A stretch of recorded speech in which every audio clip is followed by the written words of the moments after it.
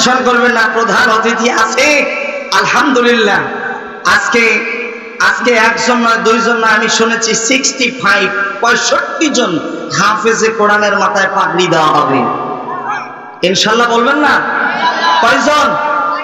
65 জন হাফেজে কোরআনের মাথায়। একটু জোরে বলেন না আল্লাহু আকবার। আপনাদের কষ্ট হচ্ছে না তো? একটু মহাব্বতে জিকির করেন।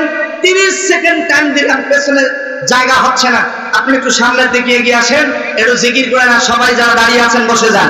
লা ইলাহা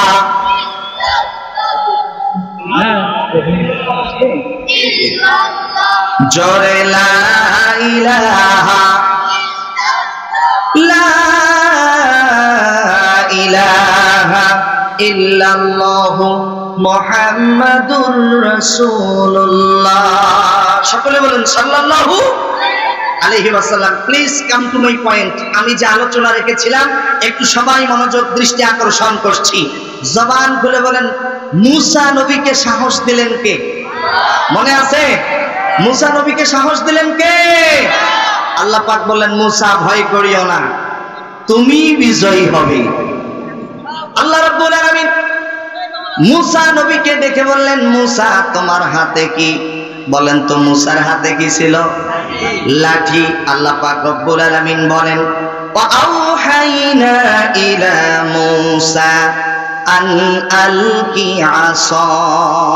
মুসা তোমার হাতে কি? লাঠি। লাঠি দিয়ে আঘাত করো।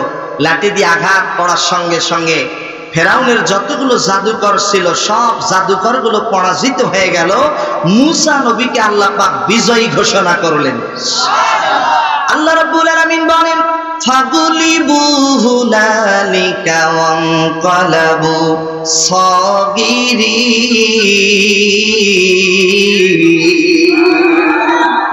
মুসা নবীকে আল্লাহ পাক বিজয়ী ঘোষণা করলেন। মুসা আলাইহিস সালাতু ওয়াস সালাম নিজেকে সেভ করার জন্য সেখান থেকে চলে গেলেন। সামনেতে দৌড়াতে দৌড়াতে সামনে গিয়ে দেখে বিশাল বড় সমুদ্র। বিশাল বড় সমুদ্রে পার হবে কেমনে? আল্লাহকে ডেকে বলে, রব্বুল আলামিন আমার চেষ্টা শেষ। আল্লাহ বলে, মুসা রে তোমার চেষ্টা এখনো শেষ হয় নাই, তোমার হাতে কি? লাঠি।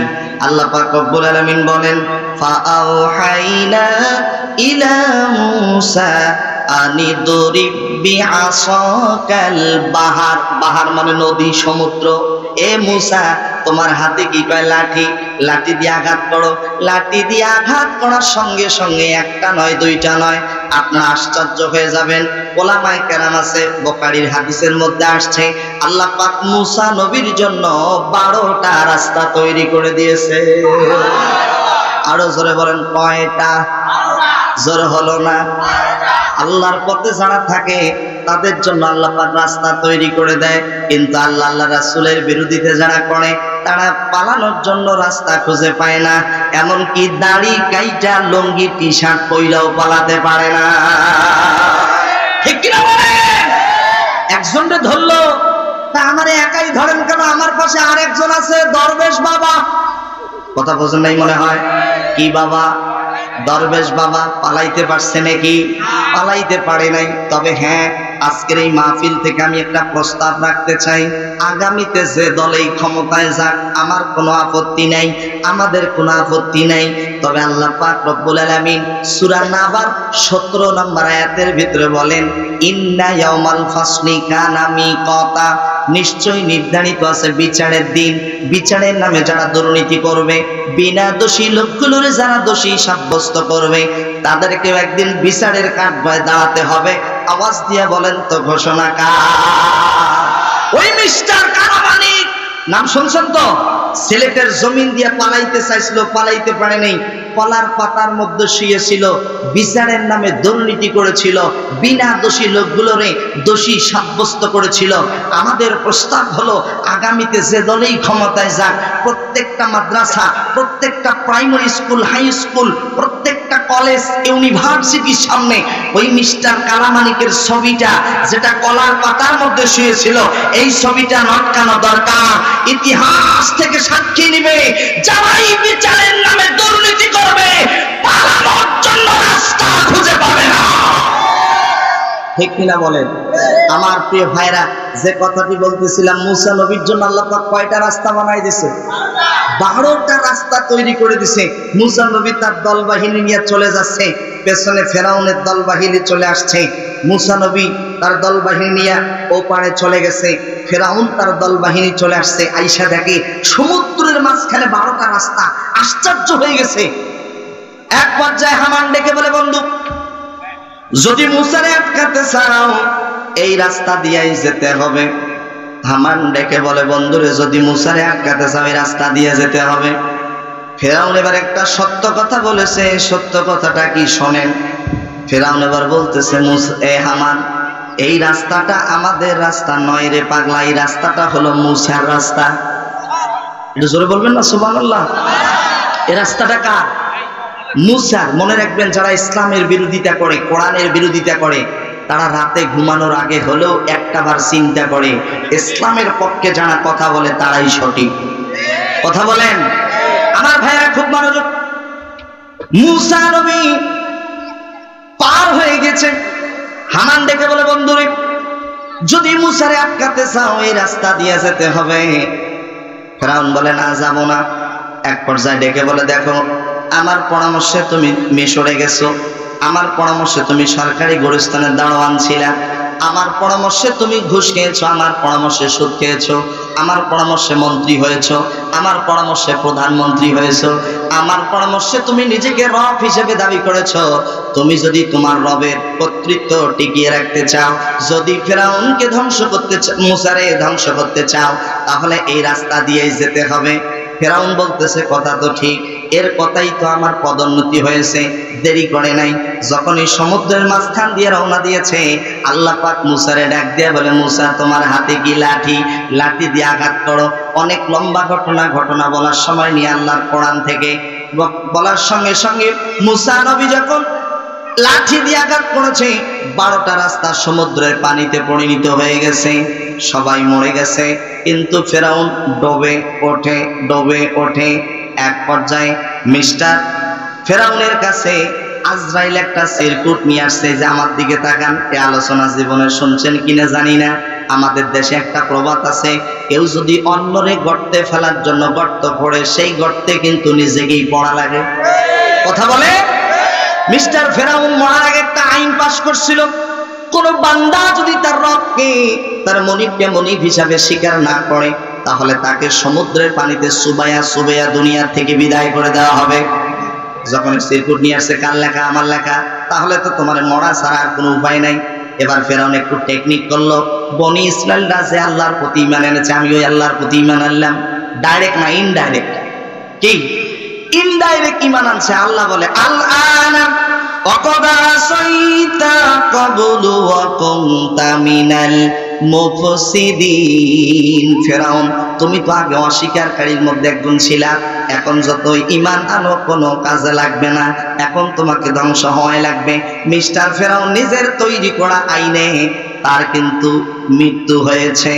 আপনারা দেখেছেন 16-17 বছরের স্বৈরাচারী শাসক ডিজিটাল পদ্ধতিতে যে আইন পাশ করেছিল, ওই আইনেই বাংলার জমিনে তার ফাঁসির রায় কার্যকর করা হয়েছে। অন্যকে গর্তে ফেলার জন্য গর্ত খনন করেছিল, সেই গর্তে আল্লাহ পাক তারই ফলায় দিয়েছে। কথা বলেন, কথা ঠিক কিনা? জবান খুলে বলেন, আমাদের 1 নম্বর বন্ধুকে। আল্লাহর সাথে বন্ধুত্ব স্থাপন করতে গেলে শর্ত হলো 4টা। জোরে বলেন, কয়টা? 4টা। 1 নম্বর শর্ত হইছে, দেখেন, আল্লাহর দেওয়া চিঠি কোরআন আল কারীম আপনাকে আমাকে পড়তে হবে। কোরআন পড়তে হবে। আল্লাহ নবী যখন হীরা গুহায় ধ্যানে মগ্ন, আল্লাহ পাক প্রথম আয়াত নাজিল করলেন সূরা আলাকের প্রথম 5টা আয়াত। যারা পারেন আমার সঙ্গে পড়েন। ইকরা বিসমি রাব্বিকাল্লাযী খালাক খালাকাল ইনসানা মিন আলাক ইকরা ওয়া রাব্বুকাল আকরাম আল্লাযী আল্লামা বিল কলম আল্লামাল ইনসানা মা লাম ইয়ালাম। ইকরা বিসমি রাব্বিকাল্লাযী খালাক, পড়ো তোমার প্রভুর নামে। আমার প্রিয় ভাইরা, আল্লাহর নবী রাহমাতাল লিল আলামিন আল্লাহর নামে কোরআন পড়েছেন, জোরে বলেন না সুবহানাল্লাহ। এই কোরআনটা পড়তে হবে কিভাবে আল্লাহ পাক সেটাও বলে দিয়েছেন, আউজিদ আলাইহি ওয়ারাতিলিল কুরআনা তারতিলা। আমি আয়াত পড়তেছি, আপনাদের মনে ভালো লাগতেছে না? যেহেতু তাফসীরুল কোরআন মাহফিল, একটু জোরে বলেন না আল্লাহু আকবার, আর একটু জোরে বলেন। আল্লাহ তাআলা বলেন এই কোরআনটা সাফ সাফ করে তেলাওয়াত করো, স্পষ্ট ভাবে তেলাওয়াত করো। কোরআনটা কখন পড়তে হবে আল্লাহ পাক সেটাও বলে দিয়েছেন। আমার ভাইরা, যেহেতু হাফিজিয়া কওমি মাদ্রাসার মাহফিল, কোরআনটা কখন করব ডানে বামে পেছনে যারা আছেন কথা না বলে একটু মনোযোগ দেন। আল্লাহ পাক রব্বুল আলামিন বলেন ফজরের নামাজের পরে যারা কোরআন তেলাওয়াত করবে, কোন নামাজ? ফজরের নামাজ। আল্লাহর এই কোরআনটাকে শাফাআত করে সুপারিশ করে আল্লাহর জান্নাতে নিয়ে যাবে। আল্লাহ রাব্বুল আলামিন বলেন যারা পারেন আমার সঙ্গে পড়েন, আকিমিস সালাতা লিদুলুকিশ শামসি ইলা গাসাকিল লাইলি ওয়া কুরআনাল ফাজর ইন্না কুরআনাল ফাজরি কানা মাশহুদা। জোরে বলেন আল্লাহু আকবার। ফজরের নামাজের পরে কোরআন তেলাওয়াত করার দরকার আছে না নাই? তবে আমাদের দেশের ট্র্যাডিশনাল হলো মাহফিলের আয়োজন করে যারা, তারাই 5 ওয়াক্ত নামাজ ঠিক মতো পড়ে না। আমাদের দেশের ট্র্যাডিশনাল হলো রাত 2টা পর্যন্ত তাফসীর শুনে ফজরের নামাজ ঘুমে কাটায়া দেয়।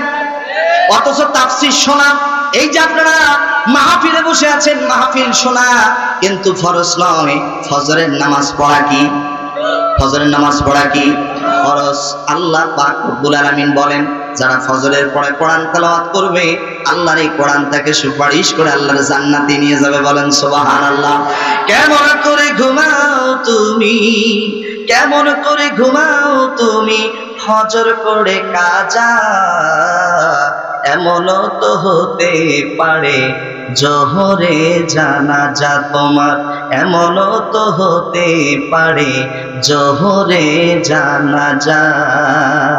মুসলিম হয় না জন্ম নিলেই মুসলমানের ঘরে, কাফের মুমিন তফাৎটা হয় নামাজের উপরে।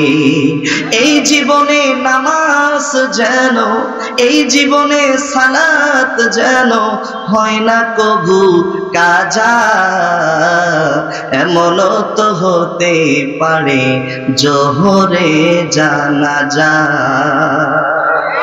ঘুম ভাঙলেই সকাল, না ভাঙলেই পরকাল। প্রিয় যুবক ভাইরা, কলিজার টুকরো যুবক ভাইরা, কয়েকটা শব্দ শুধু মনে রাখবেন। আমি মনে করি আজকের এই মাহফিল যদি কলিজায় লেগে যায় আল্লাহর দরবারে কবুল হয়ে যাবে। মনে রাখবেন আমরা সবাই একদিন হব লাশ। জোরে বলুন তো কি হব? লাশ।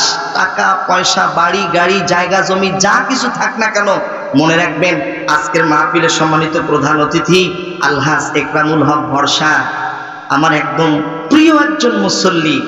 আমি আল্লাহর জন্যই তারে ভালোবাসি। মানা হাব্বা লিল্লাহ ওয়া বাগাদা লিল্লাহ ওয়া আতা লিল্লাহ ওয়া মানা লিল্লাহ। ভালোবাসা হবে কার জন্য? আল্লাহর জন্য। আল্লাহর জন্য এই ভালোবাসা জান্নাত পর্যন্ত কবুল করেন।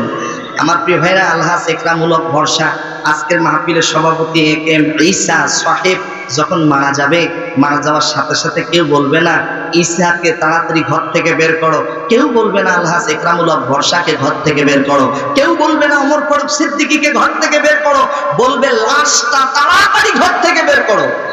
আমরা সবাই একদিন হব লাশ। এই লাশ কবরে পৌঁছার আগেই পৌঁছে যাবে বাস, বাস পচে যাওয়ার আগেই পচে যাবে আপনার আমার লাশ। পৃথিবীতে এসেছিলাম যেভাবে, যেতে হবে সেভাবে। পৃথিবীতে যেদিন এসেছিলাম ওই দিন আপনার আমার গোসলটা করিয়ে দিয়েছে অন্যজনেরা, নিজের গোসল নিজে করতে পারি নাই। আবার যেদিন পৃথিবীর থেকে বিদায় নেব ওই দিনও আপনার আমার গোসলটা করিয়ে দিবে অন্যজনেরা, নিজের শেষ গোসলটাও নিজে করতে পারবো না। কিসের এত অহংকার? দেখেন যারা মারা গিয়েছে তাদের কবরে হাড় হাড্ডি পর্যন্ত নাই। আলহাজ রহিমউদ্দিন ভরসা, করিমউদ্দিন ভরসা এই উত্তরবঙ্গের ভিতরে, সারা বাংলাদেশের ভিতরে তাদের নাম খ্যাতি ছড়িয়েছে। আমি পার্শ্ববর্তী দেশ ভারত, মুর্শিদাবাদ, কলকাতা পর্যন্ত শুনি যে যখনই প্রচার হয় ওই যে রহিমউদ্দিন ভরসা কেন্দ্রীয় মসজিদের খতিব, বাইতুল নূর ভরসা মসজিদের খতিব বলে, হুজুর আমরা তো উত্তরবঙ্গে তার নাম শুনেছিলাম, এই যে দেখেন তারা মারা গিয়েছে, গিয়া দেখেন তাদের কবরে হাড় হাড্ডি পর্যন্ত নাই। মনে রাখবেন, টাকা পয়সা দিয়ে কি হবে, সব ছেড়ে অন্ধকার কবরে যেতে হবে। আমরা সবাই একদিন কি হব, লাশ। এই লাশ কবরে পৌঁছার আগেই পৌঁছে যাবে কি, বাঁশ পচে যাওয়ার আগে পচে যাবে কি। এই দেখেন, একটা মানুষ যখন মারা যায় মাত্র 6 দিনের মাথায় তার নখগুলো খসে যায়, 9 দিন পরে মাথার চুল দাড়ি মোবারক সব পড়ে যায়, 17 দিন পরে তার পেটটা অটোমেটিক বাস্ট হয়ে যায়, 60 দিন পর 2 মাস পর শরীরে কোনো গোস্ত থাকে না, কঙ্কালটা পড়ে থাকে, 90 দিন পরে কঙ্কালের হাড়ের জয়েন্টগুলো একটা একটা করে আলাদা হয়ে যায়। কবি কত সুন্দর করে বলেছেন, 6 দিন পরে নখ খসে যাবে, 9 দিন পরে চুল, কবর গাহের সামান নিতে কইরো না কেউ ভুল, কবর জায়গা ভালো নয়, কবর জায়গা ভালো নয়, কবর জায়গা ভালো নয়, আমল দিয়ে কবর গৃহ সাজিয়ে নিতে হয়। 17 দিনে পেটে পেটে শেষ পোকার খাদ্য হবে, 60 দিন পরে গোশ থাকবে না, কঙ্কাল পড়ে রবে, 90 দিনে হাড়গুলি সব, 90 দিনে হাড়গুলি সব আলাদা হয়ে রয়, কবর জায়গা ভালো নয়, কবর জায়গা ভালো নয়, আমল দিয়ে কবর গৃহ সাজিয়ে নিতে হয়। কথা বলেন, কথা ঠিক কিনা? জবান খুলে বলেন তো, কবরটা কি দিয়ে সাজাতে হবে? আমল দিয়ে সাজাতে হবে। এই মাহফিল থেকে বাড়িতে যেতে পারবো কিনা আল্লাহর দেওয়া, জবান খুলে বলেন, কোনো গ্যারান্টি আছে? জোরে বলেন, কোনো গ্যারান্টি আছে? যে কোনো মুহূর্তে সাহেবগঞ্জ বাইতুল নূর মসজিদে আজান, যে কোনো মুহূর্তে মসজিদের মাইকে অ্যানাউন্স করা হবে, অমুকের সন্তান অমুক আর দুনিয়াতে বেঁচে নাই। হয় কি হয় না? এই গজলগুলো যিনি লিখেছেন, একদিন তোমারই নাম মসজিদে হবে এলাম, তৈরি থেকো তৈরি রেখো কবরের মান সামান, একদিন তোমারই নাম মসজিদে হবে এলাম। যে কোনো মুহূর্তে মসজিদে অ্যানাউন্স হতে পারে। আমার কথা যদি মনে থাকে জবান খুলে বলেন তো, আমাদের 1 নম্বর বন্ধুকে? আল্লাহর সাথে বন্ধুত্ব স্থাপন করতে গেলে শর্ত জানো কয়টা? বলে গেছে কয়টা?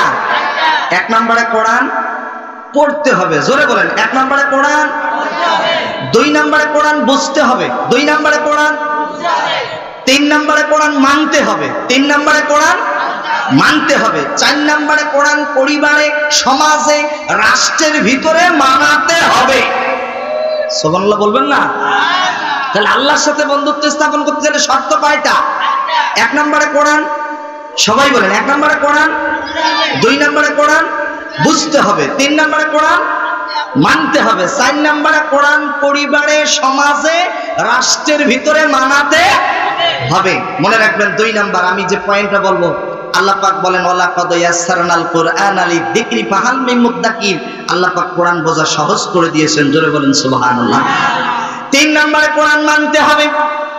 চোর চুরি করলে হাত কেটে দাও, চোর নারী হোক কিংবা পুরুষ হোক, হাত কেটে দাও। জবান খুলে বলেন তো, কোরআনে আছে না নাই?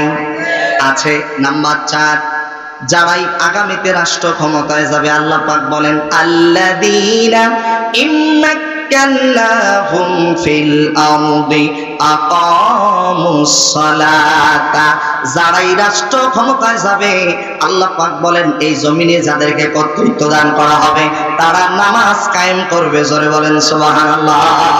তারা কি কায়েম করবে? নামাজ কায়েম করবে। নামাজ পড়বো তো ইনশাআল্লাহ। এই যে আমার দিকে তাকান, ওগুলো সব কোরআনের পাখি, এক একজন কোরআনের হাফেজ। আল্লাহু আকবার। আমার ভাইরা, হক্কানি হাফেজের কোরআন, হক্কানি হাফেজ, তাদেরকে মাটি দিলে মাটি পোকামাকড় পর্যন্ত তাদের লাশ স্পর্শ করবে না। একটু জোরে বলবেন আল্লাহু আকবার। সে হাফেজে কোরআনরা আসছে, আপনারা খুশি না বেজার? আলহামদুলিল্লাহ। আল উলামা ওয়ারাসাতুল আম্বিয়া ওলামায়ে কেরামকে ইজ্জত দিতে হবে, সম্মান দিতে হবে। যারা ওলামায়ে কেরামকে ইজ্জত সম্মান দিবে, আল্লাহ পাক বলেন ওমাইয়ুতি রাসূল ফাকাদ আতা আল্লাহ, সে ব্যক্তি স্বয়ং আল্লাহকে ইজ্জত সম্মান দিয়েছে। একটু চিৎকার দিয়ে জোরে বলেন আল্লাহু আকবার। আমার প্রিয় ভাইরা, এই যে আমার দিকে তাকান, ওই মা বাবা তো সৌভাগ্যবান যে মা বাবার সন্তান আজকে হাফেজে কোরআন হয়েছে। একটু জোরে বলবেন আল্লাহু আকবার। পর্দার আড়ালে মা বোনেরা আছে না নাই? এই যে দেখেন আমার দিকে আছে না নাই? আছে। মা বোনদের ব্যাপারে গুরুত্বপূর্ণ কিছু আলোচনা করা দরকার, কারণ ওরাই তো বারবার দেশের সরকার। একজন তো চলে গেছে, দুপুরে রান্না করে খাবার টাইম পায় নাই, পালাইছে। আর একজন অসুস্থ। একজনের জন্য মানুষ বদদোয়া করে, আর একজনের জন্য সারা বাংলাদেশের মানুষ মোনাজাতে দোয়া করে। এটাই হলো পার্থক্য।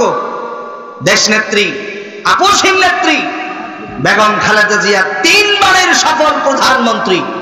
দোয়া করি আল্লাহ পাক তাকে পরিপূর্ণ সুস্থতার নেয়ামত দান করুন। একটু জোরে বলেন আল্লাহুম্মা আমিন। 6 প্রকার নারী সরাসরি জাহান্নামে যাবে। কয় প্রকার? 6 প্রকার নারী সরাসরি জাহান্নামে যাবে। তিরমিজির হাদিস, যে নারী মাথার চুল খোলা রেখে অন্য পর পুরুষকে দেখাবে।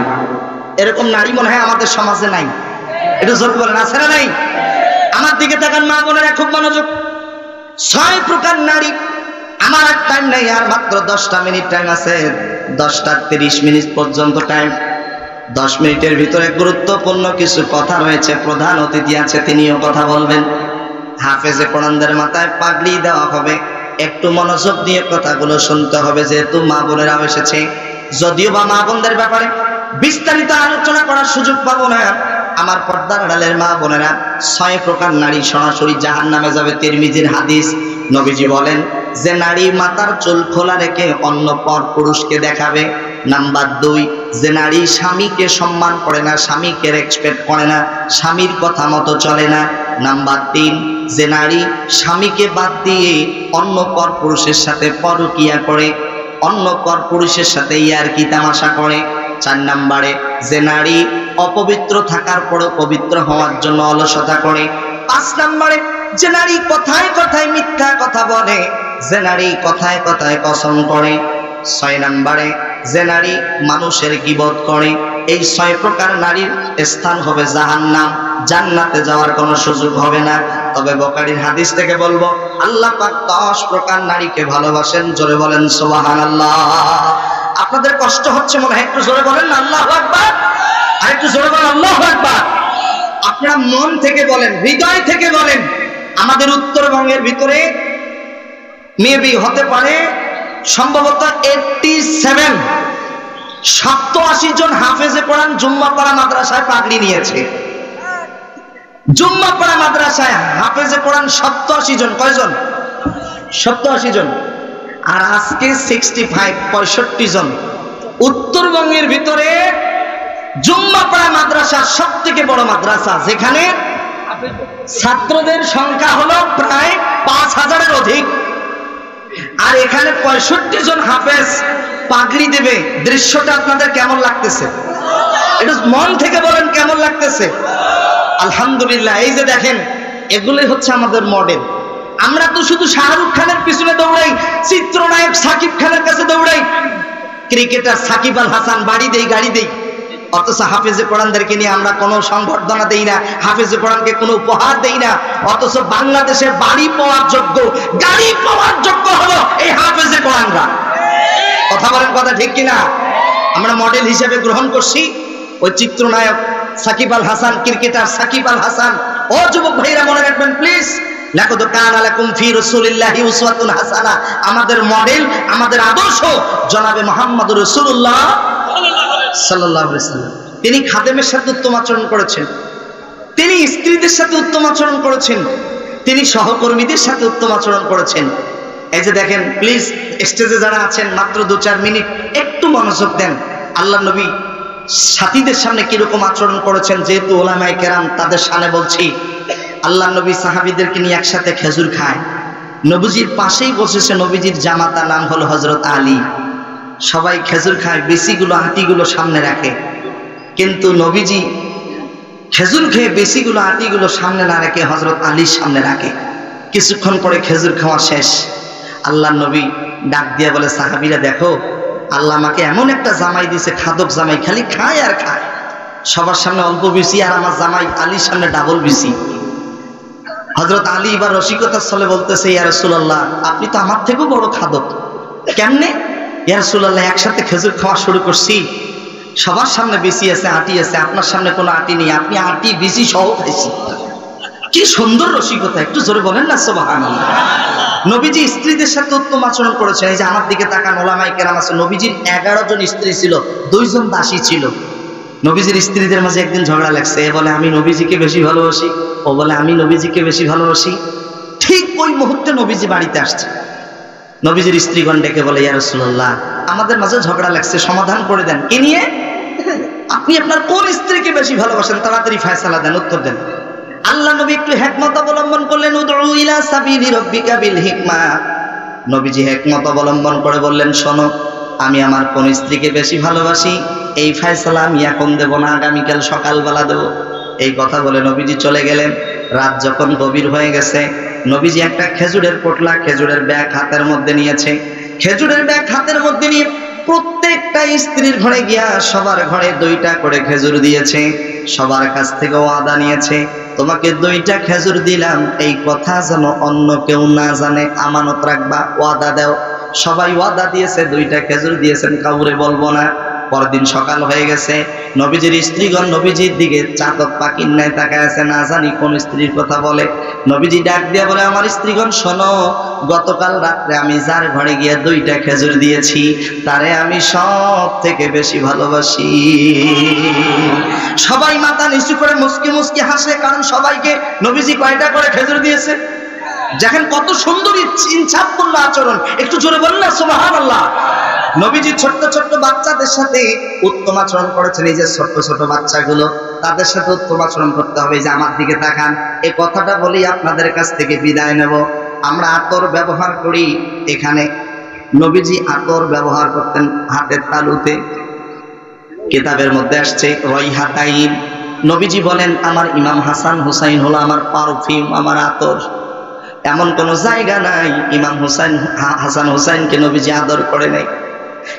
ইমাম হুসাইন নবীজিকে একদিন প্রশ্ন করেছে, ইয়া রাসূলুল্লাহ বলেন তো আল্লাহর কাছে আপনি বেশি দামি না আমি দামি? নবীজি বলে, অবশ্যই তোমার থেকে আমার দাম আল্লাহর কাছে বেশি। হুসাইন বলে, না না না, তোমার থেকে আমার দাম বেশি কেমনে? ও না না, বলেন তো আপনার বাবার নাম কি? নবীজি বলে, আমার বাবার নাম আব্দুল্লাহ।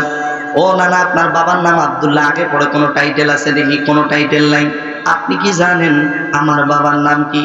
আমার বাবার টাইটেল সম্পর্কে কি আপনার ধারণা আছে? আমার বাবাকে আল্লাহ পাক গোটা পৃথিবীবাসীর জন্য বাক হিসেবে পাঠিয়েছেন।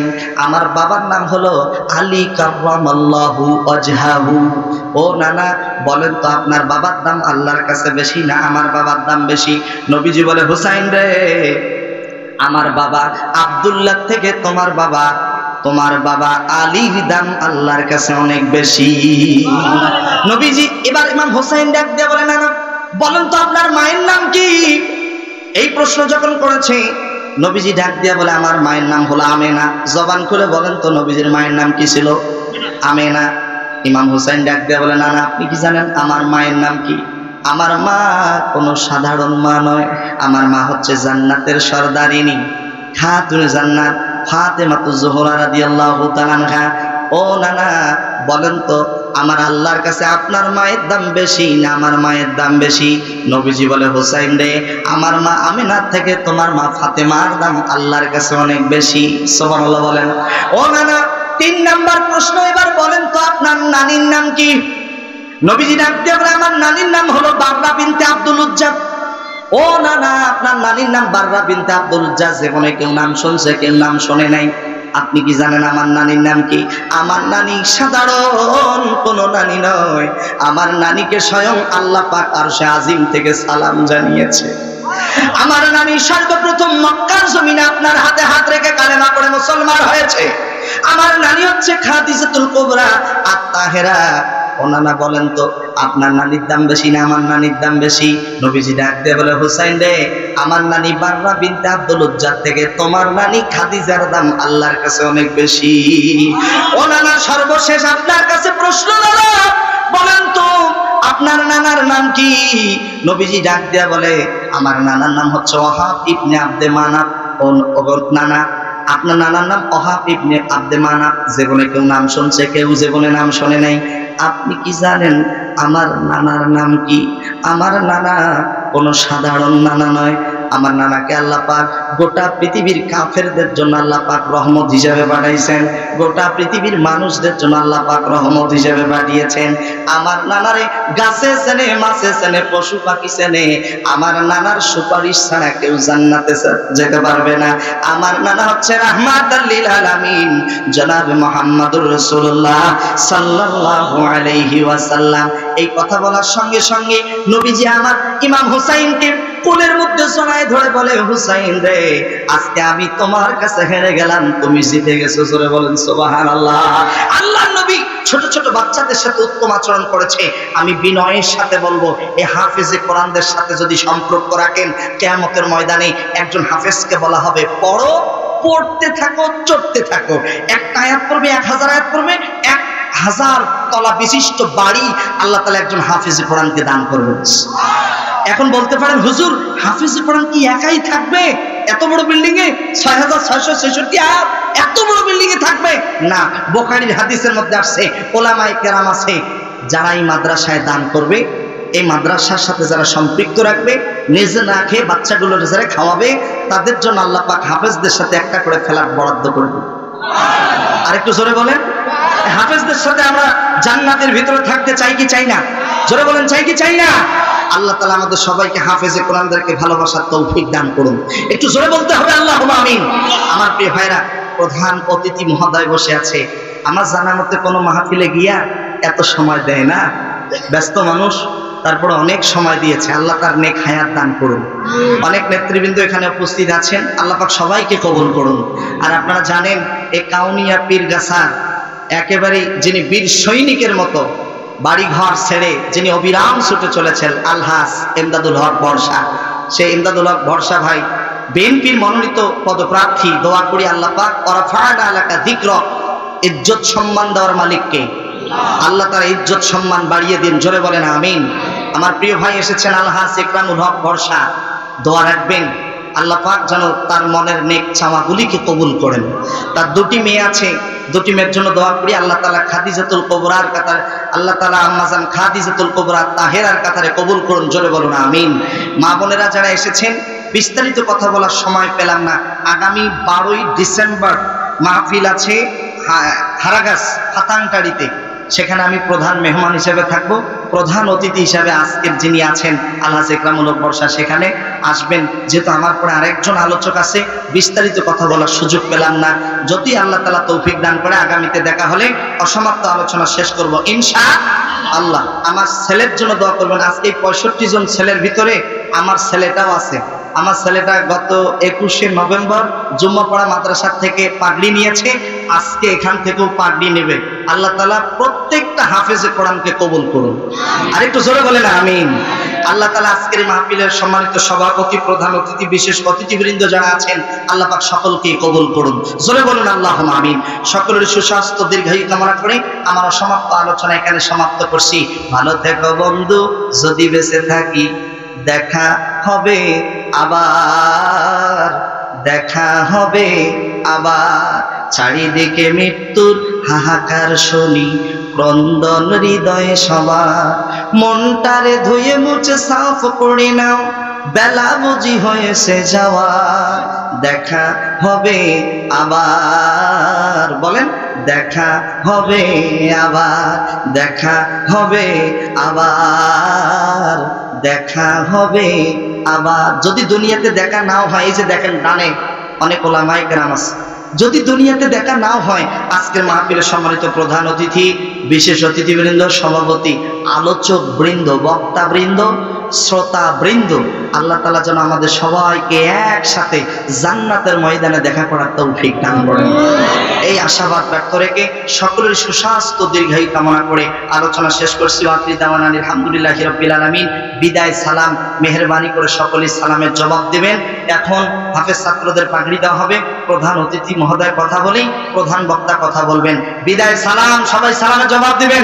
আসসালামু আলাইকুম। আলাইকুম ওয়া রাহমাতুল্লাহি ওয়া বারাকাতুহু।